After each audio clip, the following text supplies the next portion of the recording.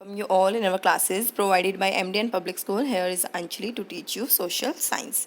हाँ जी, हम लोगों ने हमारा जो chapter tracing changes through 1000 year start किया हुआ है, राइट। हम लोगों ने इसकी रीडिंग काफ़ी ले ली है, थोड़ा बहुत ही रहता है। आज इसकी रीडिंग कंप्लीट हो जाएगी, फिर हम इसके क्वेश्चन आंसर वर्ड मीनिंग जो भी दिया गया है इस चैप्टर में वो सब करेंगे, ठीक है। तो लेट्स स्टार्ट। हम लोगों ने ये सब पढ़ लिया था, हमने ये पढ़ा था कि कहाँ कहाँ से हम इंफॉर्मेशन ले सकते हैं, ठीक है। आज हम पढ़ेंगे कि पुराने समय में क्या क्या रिलीजन यानी कि धर्मों की शुरुआत कैसे हुई थी, कैसे वो अपनाए गए थे, राइट। कौन कौन लोग थे, किस तरह के उनके रिचुअल्स है, थोड़ा बहुत इसमें पढ़ेंगे और बाकी आगे आने वाले चैप्टर्स में हम इनके बारे में डिटेल में पढ़ेंगे, ठीक है। तो हाँ जी, ओल्ड एंड न्यू रिलीजन यानी कि नए और पुराने धर्म। Some of the major religious development during the medieval periods are as follows. माध्यमिक काल में बहुत सारे जो धर्म थे उनका डेवलपमेंट विकास हुआ था, वो कौन कौन से थे। एक तो था हिंदुइज्म का मतलब क्या है, हिंदू धर्म। न्यू दित्तिस होते हैं देवी देवता, हाँ जी। New deities came to be worshipped होती है पूजा। नए नए देवी देवताओं की पूजा होने लगी, ठीक है। बहुत सारे लोगों के द्वारा मान्यताएं मानी गई बहुत सारे देवी देवताओं के लिए, ठीक है। तो क्या है, नए नए देवताओं की पूजा होने लगी। सम ट्राइबल होता है आदिवासी and forest group were absorbed into the Hindu society. बहुत सारे जो आदिवासी थे और क्या है जंगलों में रहने वाले लोग थे, उन्होंने हिंदू धर्म को अपना लिया। This brought some tribal ideas of worship into Hinduism.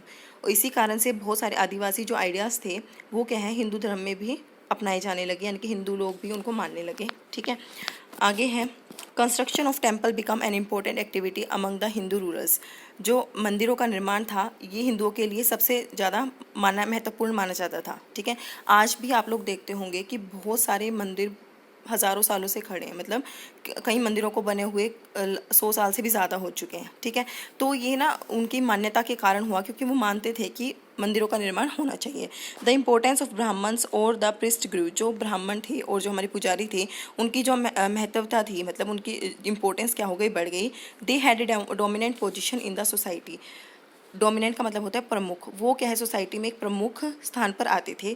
The knowledge of Sanskrit text gave Brahman a lot of respect in the society. उनके पास जो संस्कृत का ज्ञान था उसकी वजह से ब्राह्मणों को सोसाइटी में बहुत ज़्यादा इंपॉर्टेंस मिलने लगी। रूलर पेट्रोनाइज का मतलब होता है सहायता देते थे। लर्नड ब्राह्मण्स, रूलर्स जो शासक थे वो जो पढ़े लिखे ब्राह्मण होते थे उनको सहायता प्रोवाइड करवाते थे। And granted them tax free land, और उनको क्या लैंड भी गिफ्ट में देते थे। Therefore many Brahmans become wealthy and powerful. इसी कारण से कई ब्राह्मण ऐसे थे जो बहुत ज़्यादा अमीर हो गए थे, बहुत ज़्यादा शक्तिशाली हो गए थे। Often pride they were use their power to make rigid caste and religious rules. प्राय वो अपनी जो इस पावर जो उनको दी गई थी उसका इस्तेमाल कास्ट सिस्टम को बनाने के लिए और क्या है जो धर्म है उसके रूल्स को बनाने में लगाते थे।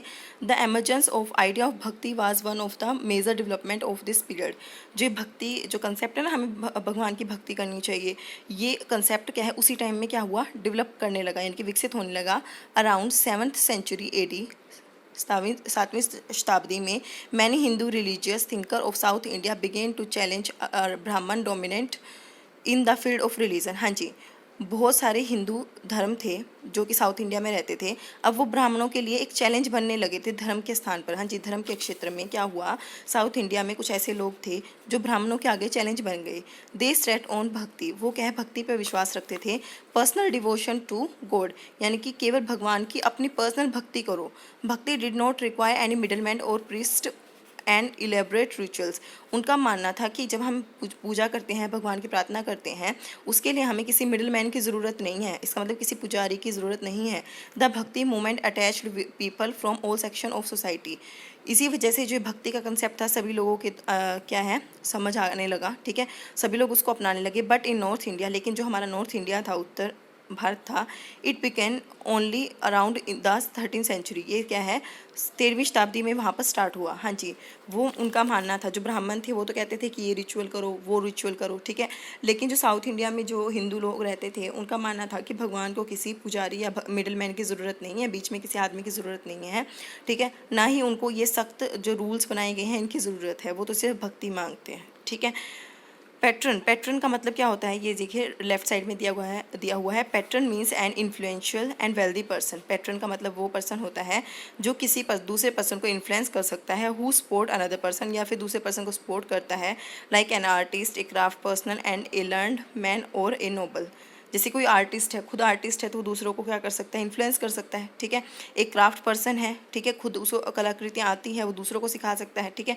और एक जो पढ़ा लिखा व्यक्ति है दूसरे को सिखा सकता है, ठीक है। तो इस तरीके से पैट्रन होता है। उसके बाद इस्लाम, इस्लाम क्या होता है, ड्यूरिंग दिस पीरियड, इस समय a new religion Islam appeared in the sub continent. इस उपमहाद्वीप में एक नया धर्म भी जन्म लेने लगा जिसका नाम था इस्लाम। इस्लाम बिलीव्ड इन वन गॉड, इस्लाम एक ही देवता में विश्वास करता था, उनका नाम क्या था, अल्लाह। किसमें इस पर विश्वास करता था, वो Allah. And the teaching of last prophet Muhammad, जो उनके पैगंबर, हाँ जी, प्रोफेट का मतलब होता है पैगंबर, जो उनके लास्ट पैगंबर थे वो मोहम्मद थे।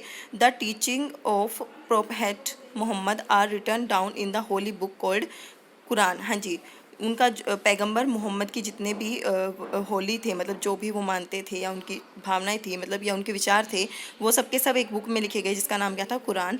Many rulers were patrons of Islam, बहुत सारे शासक क्या थे, इस्लाम को मानते थे, संरक्षक थे। पैट्रन्स का मतलब होता है संरक्षण करना, ठीक है। बहुत सारे शासक इस्लाम का संरक्षण करते थे। आफ्टर प्रोफेट मोहम्मद की डेथ के बाद ए खलीफा या खलीफा succeeded him as the religious and political head of the Muslim committee. हाँ जी, एक खलीफा को क्या माना गया, उस धर्म का सक्सीडेड, वंशज माना गया और उसको हेड बनाया गया मुस्लिम कम्युनिटी का। Later the Muslim community split into two major sects, Shia and Sunni. बाद में क्या हुआ, जो मुस्लिम धर्म था, ठीक है, उनको दो पार्ट्स में डिवाइड हो गया, मतलब ऑटोमेटिकली दो पार्ट्स में डिवाइड हो गया, Shia and Sunni. The Shia Muslim believe that prophet Muhammad son in law Ali was the legislate leader of the Muslim community. जो शिया मुस्लिम थे उनका मानना था कि जो मोहम्मद जिनकी डेथ हो चुकी थी, उनकी पुत्र वधू अली, वो क्या है, इसकी वैध संरक्षक है, उनकी वैध लीडर है, मतलब इस जो धर्म की वो वैध लीडर है, अब आगे वो उसको सक्सीड करेंगे। The Sunni Muslim accepted the authority of the Khalifa of the community, और जबकि सुन्नी मुस्लिम उन्होंने खलीफा को ही क्या है अपना हेड मान लिया था। हाँ जी, जो शिया थे वो तो मानते थे कि जो मोहम्मद की सन इन लॉ है, मतलब पुत्र वधू है, वो अली, वो क्या है, हमारी हेड बनेगी। लेकिन जो सुन्नी थे उन्होंने क्या है, खलीफा को एक्सेप्ट कर लिया था। Thinking about time and historical period, अब हम क्या है पुराने समय के बारे में सोचेंगे जो हमने अभी तक पढ़ा है।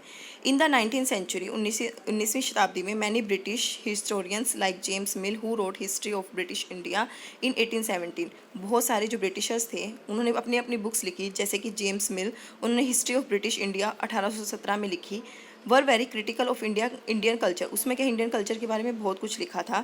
They divided the history of India into these three periods, उन्होंने क्या है पूरी इतिहास को, हमारे इंडिया के इतिहास को 3 भागों में बांट दिया था, हिंदू, मुस्लिम, ब्रिटिश।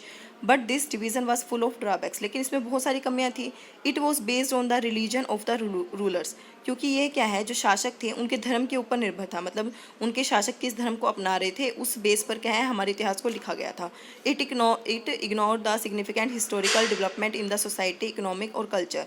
इन्होंने इस चीज़ को बिल्कुल ही इग्नोर कर दिया कि सामाजिक, आर्थिक और क्या है जो कल्चर में जो चेंजेस आए हैं वो क्या है, ठीक है, उनको बिल्कुल इंपॉर्टेंस नहीं दी, सिर्फ धर्म को इंपॉर्टेंस दी।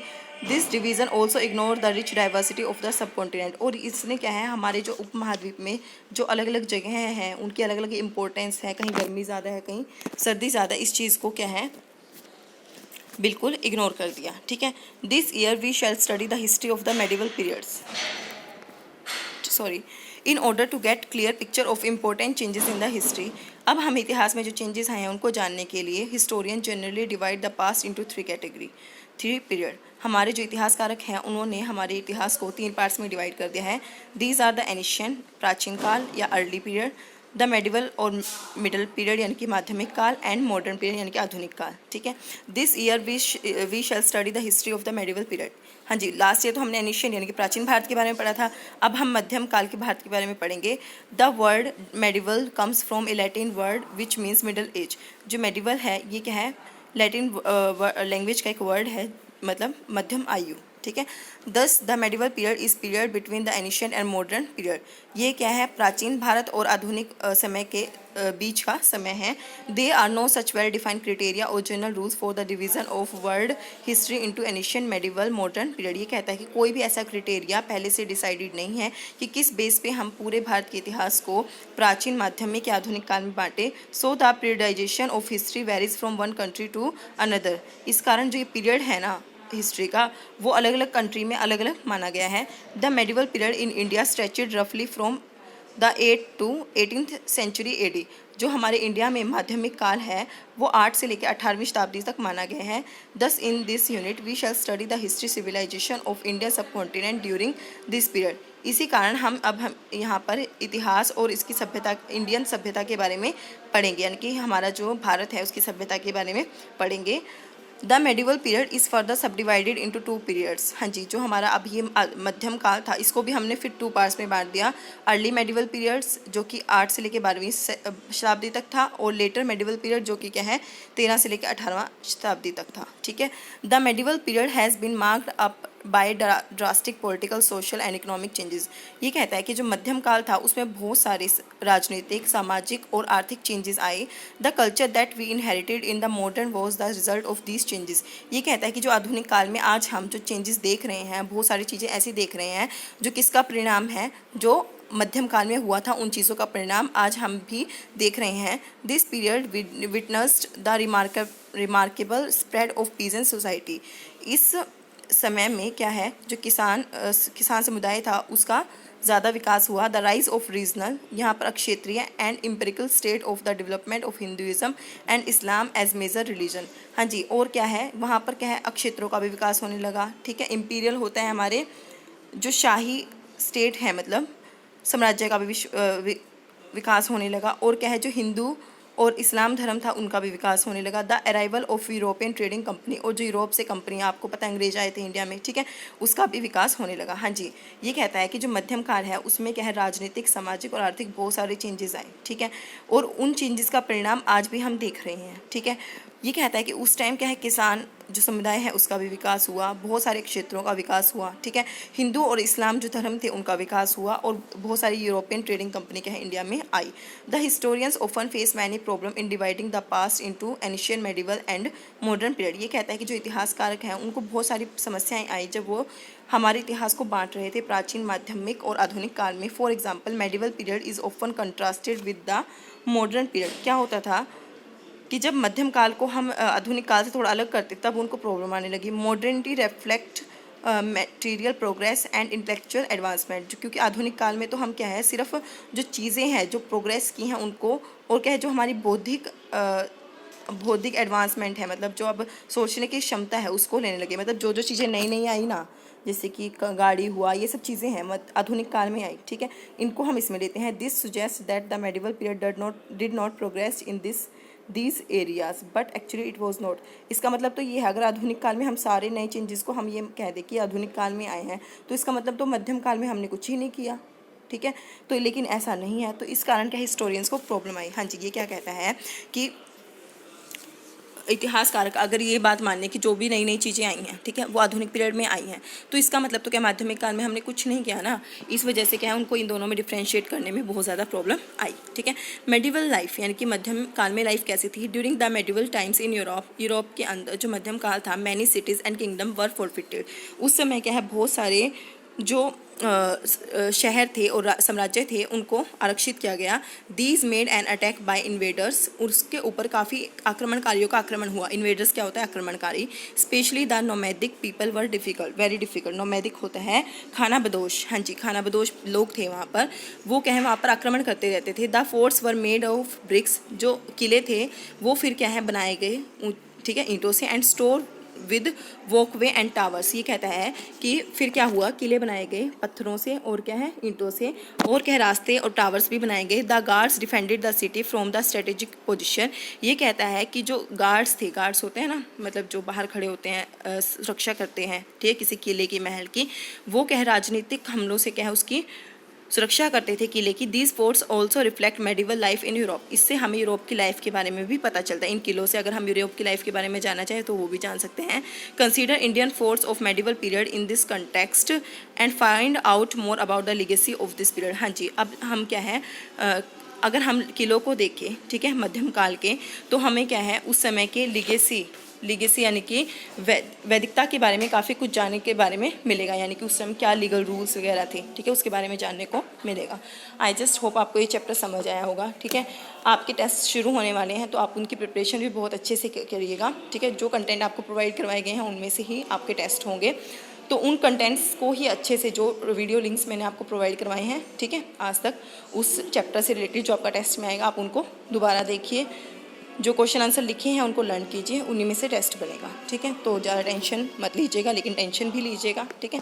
तो मिलते हैं हमारे नेक्स्ट क्लास में, तब तक के लिए स्टे सेफ, स्टे हेल्दी।